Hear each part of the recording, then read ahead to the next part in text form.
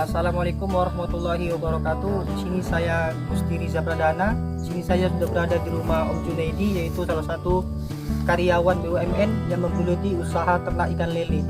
Kira-kira kolam ini sejak tahun berapa dibangunnya? Oh, kalau kolam ini tanggal pastinya bulannya Om kurang paham, cuman sekitar 2016. Nah, itulah tahun 2016 Om bangun ini diharapkan sebagai bisa menghasilkan penghasilan tambahan di samping Om bekerja di perusahaan BUMN.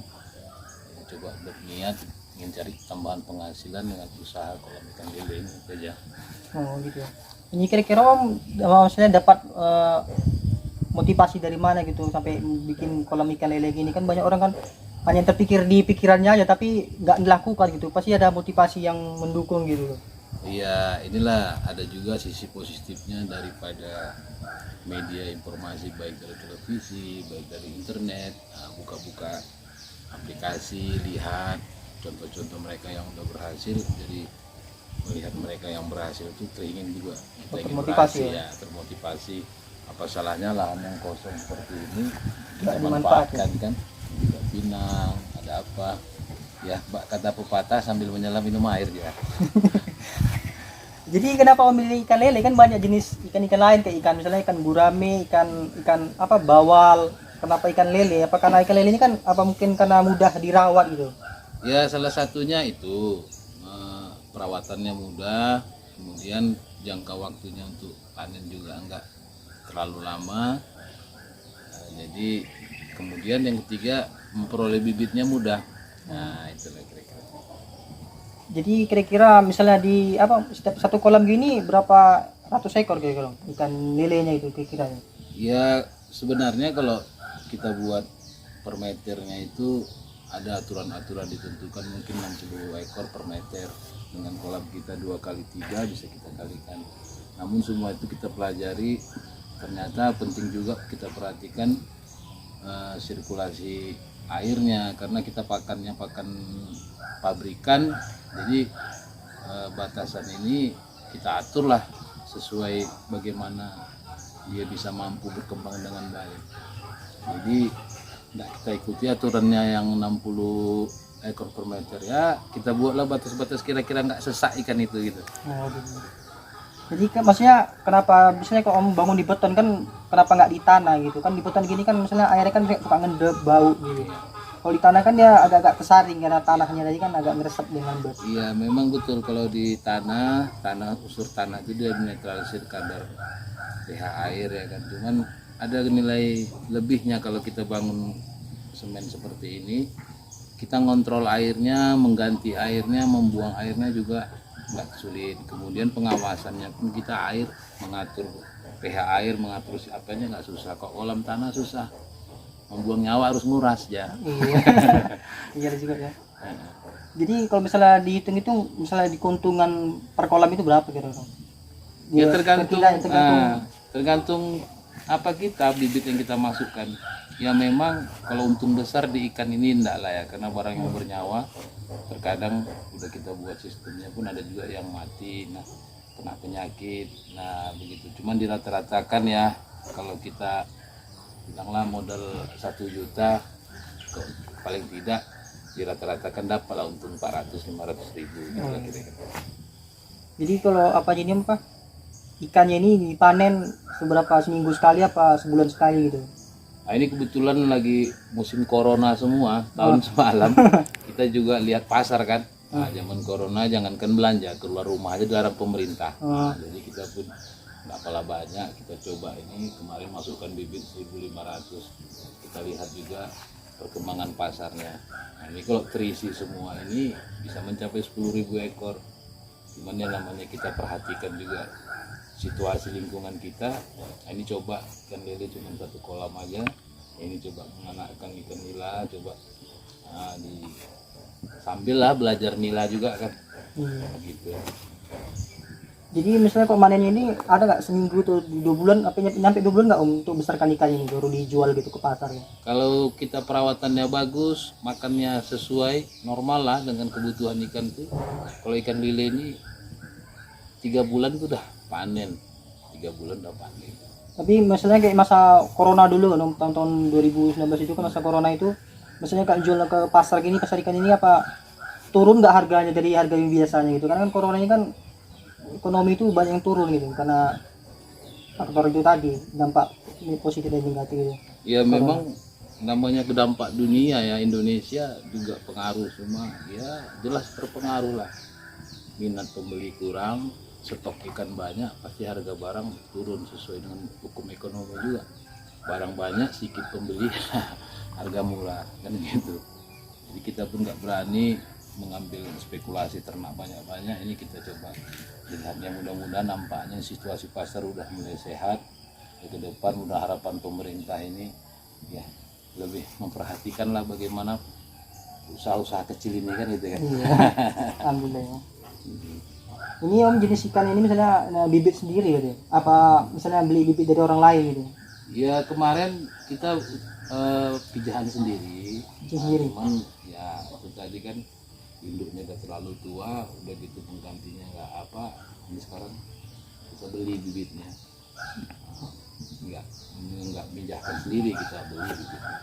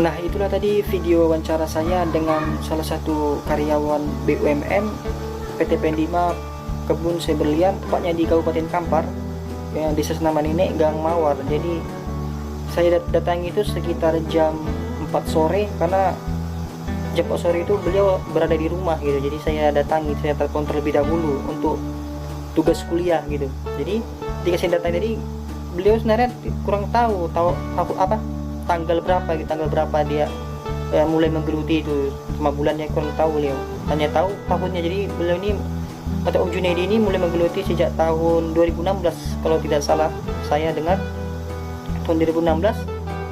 Jadi ini sebenarnya dia sudah lama sebenarnya ingin membuat bisnis ternak ikan lele ini, cuman kan karena keadaan juga karena sibuk tadi. Jadi ada juga kawannya yang juga sama-sama usaha ternak ikan lele. Jadi Om Junaidi tadi termotivasi dari temannya, dan juga katanya beliau juga banyak menonton video-video juga seperti di Facebook, YouTube maupun Instagram tentang bagaimana jadi peternak yang baik gitu, peternak ikan lele. Misalnya harus bagaimana ketentuan-ketentuan yang harus dijalankan ketika menjadi peternak ikan lele tadi gitu. Misalnya kayak pangannya berapa, apanya berapa gitu, ukuran suhu airnya berapa gitu, ketinggian baknya gitu. Jadi katanya kan jadi saya penasaran kenapa bangunnya di beton gitu kan, biasanya kenapa nggak di tanah aja gitu kan. Karena salah satunya jadi karena lahannya kan kecil gitu. Jadi apa salahnya lahan kecil tadi dimanfaatkan gitu. Jadi beliau tadi memanfaatkan lahan yang kecil tadi untuk tadi membangun kolam ya, guna apa katanya, guna untuk menambah penghasilan tambahan gitu katanya, menambah penghasilan tambahan. Jadi pas saya tanya, jadi kira-kira berapa keuntungan yang didapat dari usaha ternak ikan lele ini gitu. Jadi Om Junaidi tadi ngomong, misalnya kita ngasih modal Om tuh 1 juta gitu untuk ternak ikan lele tadi, seperti makannya juga itu kan, bibitnya kan Om Junaidi ini tidak pijahan sendiri gitu. Jadi beliau ini beli gitu dari kawannya tadi, anakan gitu, di ternak sendiri, bukan diternak sendiri anakan tadi. Dia beli anakan cuman dibesarkan gitu di kolamnya. Jadi itu kan kurang untung. Jadi itu tadi kata beliau, dia modal 1 juta untungnya cuma 500.000 gitu. Karena kan ikan lele ini pangannya makannya itu sangat kuat gitu, rakus lebih gitu ya, ikan yang paling rakus makan gitu. Jadi kan waktu saya wawancarai, kenapa tidak di tanah, itu kan kalau di tanah kan ikan-ikan itu kan airnya tadi tersaring gitu, jadi lebih tidak bau gitu. Kalau di boton gini kan bau kalau misalnya tidak ada pengalirannya gitu. Jadi apalagi saya datang tadi pengalirannya cuman kecil kali gitu, untuk kolam itu kan mau kecil gitu, jadi ya airnya kurang jernih sih sebenarnya. Cuman kalau ikan lele ini kan termasuk ikan yang kuat gitu, atau ikan-ikan yang tahan hidup di air yang butek gitu. Karena biasanya kan ikan lele ini kan banyak di rawa-rawa, di lumpur-lumpur gitu. Cuman ikan di ternak dikembang biakkan gitu. Jadi untung beliau tadi cuma 500.000 dari modal 1 juta.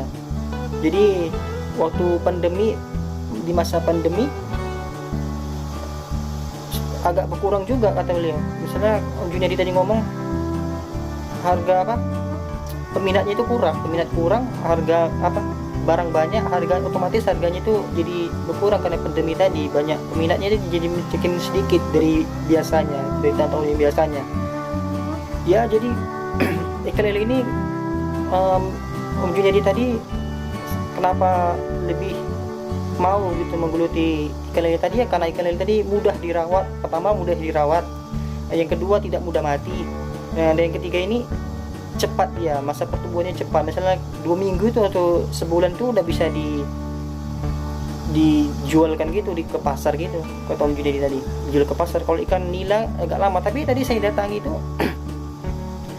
malah banyakkan ikan nila gitu, tidak ada ikan lelenya itu cuma 1 kolam. Kata Om itu tadi ngomong ingin karena indukan ikan lelenya tadi gak ada jantannya, jadi dia tidak bisa bertelur gitu untuk beranak. Jadi hanya 1 kolam saja lah yang dirawat dia tadi. Jadi selebihnya itu ikan lelenya tadi ini bukan bibitnya, itu bukan beli dari orang, dia hasil ternakan sendiri gitu. Jadi netas beranak terus dirawat semua. Itu ada sekitar 6 kolam yang terisi ikan nila gitu. Nah, ini ikan nila ini masih baru kali. Jadi itu tadi lah motivasi beliau tadi, yang karena kawannya tadi. Jadi kira-kira Om Junedi ini sudah 7 tahun lah menggeluti usaha ternak ikan lele. Jadi ada beberapa poin penting yang saya dapat dari Om Junedi sendiri. Yang pertama, kalau kita menjadi, misalnya yang pertama itu poin penting untuk jadi seorang yang pengusaha gitu, kita harus konsisten menjalaninya gitu, jangan mundur. Karena usaha ini kan kalau kita cuma sekali gagal aja terus kita berhenti, ya gak akan maju. Karena namanya usaha kan pasti ada waktu jatuhnya, itu pasti ada waktu bangkitnya juga ada. Karena kan tidak mungkin selalu maju terus atau selalu naik terus itu usahanya gitu. Pasti ada waktu-waktu yang sangat terpuruk gitu ketika kita menjalankan usaha tersebut. Jadi kita harus lebih konsisten lagi. Yang kedua, kita harus ada motivasi untuk melakukannya gitu. Sama aja kayak misalnya kita terpikir ingin menjual online gitu, penjualan online, misalnya kita ingin jual baju gitu di online, hanya di pikiran saja tapi tidak ada motivasi yang mendukung, misalnya kita tidak melakukan, ya gak ada gunanya juga gitu. Jadi ya kita harus berani gitu mengambil tindakan untuk melakukan hal tersebut gitu. Untung ruginya itu belakangan, yang penting kita sudah mencoba gitu. Kalau mencoba bukan berarti mencoba sekali kita harus gagal terus kita berhenti gitu, enggak. Kita harus terus mencoba terus ke depannya gitu. Jadi tidak usah pantang menyerah gitu dalam berusaha gitu. Untuk apalagi berbisnis tadi, tujuannya tadi, Om Junedi sudah 7 tahun. Jadi ada masa-masanya. Ikan lele kan peminatnya tidak terlalu banyak bisa dibilang tidak terlalu banyak gitu kan. Ikan lele kan banyak di mana-mana pun gampang diternak. Cuma itu tadi tergantung orang yang tersebut konsisten nggak dia untuk beternak ikan tersebut gitu. Ya kalau tidak konsisten atau tidak mau, pasti berhenti juga karena jadi Om Junedi enggak, dia tetap melanjutkannya. Cuman Junedi hanya satu aja kurangannya, pangannya dari pabrikan gitu, tidak pangan sendiri. Misalnya makanan ikannya itu tidak dibuat sendiri, jadilah yang membuat agak kurang agak rugi sedikit gitu ya kan.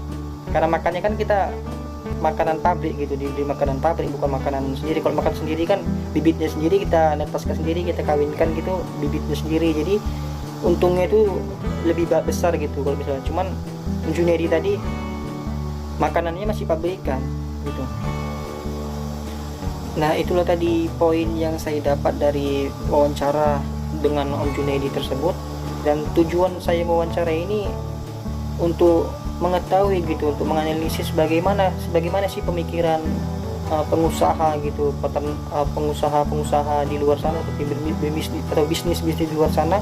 Salah satunya ini tadi Bapak peternak ikan lele tadi, bagaimana beliau menggeluti. Jadi kita mendapat pelajaran, pengalaman sekaligus wawasan juga, bagaimana kita sebagai mahasiswa gini kan, sebagai mahasiswa sekaligus anak muda gitu, apalagi zaman sekarang zamannya digital gitu, zaman semakin lama semakin canggih gitu.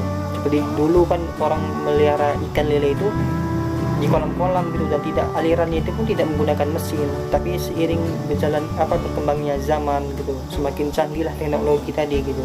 Zaman dulu kan belum ada namanya sanyo ini alat mesin untuk menyedot air gitu. Zaman dulu itu belum ada, hanya orang menggunakan timba gitu, dan orang melihara ikan itu hanya di bak-bak di kolam-kolam menggunakan cangkul diri, tanah itu dicangkul gitu. Kok zaman sekarang kan semakin berkembangnya zaman, maka semakin luaslah pemikiran manusia tadi gitu. Jadi dibangunlah beton gitu. Zaman dulu kan ngasih makan ikan lele itu, ngasih makannya itu menggunakan cacing atau sawit itu ditumbuk-tumbuk gitu, jadikan pelet. Kalau zaman sekarang kan pelet itu kan banyak terbuat dari bahan-bahan misalnya kayak jagung gitu, diolah di mesin gitu, dijadikan namanya pur atau pelet ikan gitu.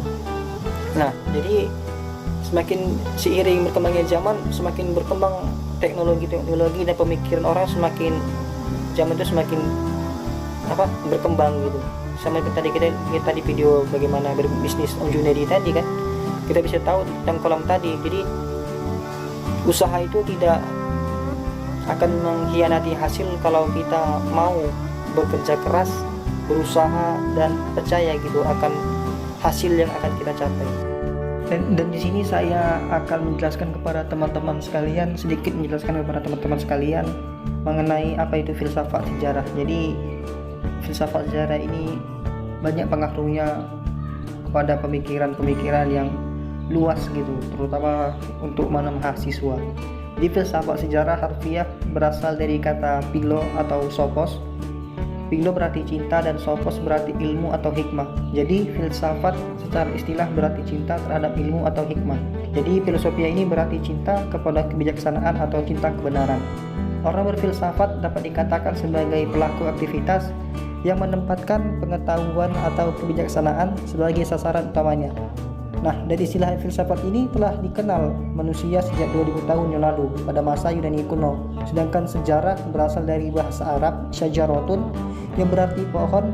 Kata ini memberikan gambaran pendekatan ilmu sejarah yang lebih analogis lagi karena memberikan gambaran pertumbuhan manusia yang tumbuh dan berkembang. Dan filsafat sejarah memiliki dua jenis penyelidikan secara berbeda. Ungkapan ini tersebut telah digunakan untuk menunjukkan pada usaha memberikan keterangan atau tafsiran yang luas mengenai seluruh proses sejarah filsafat.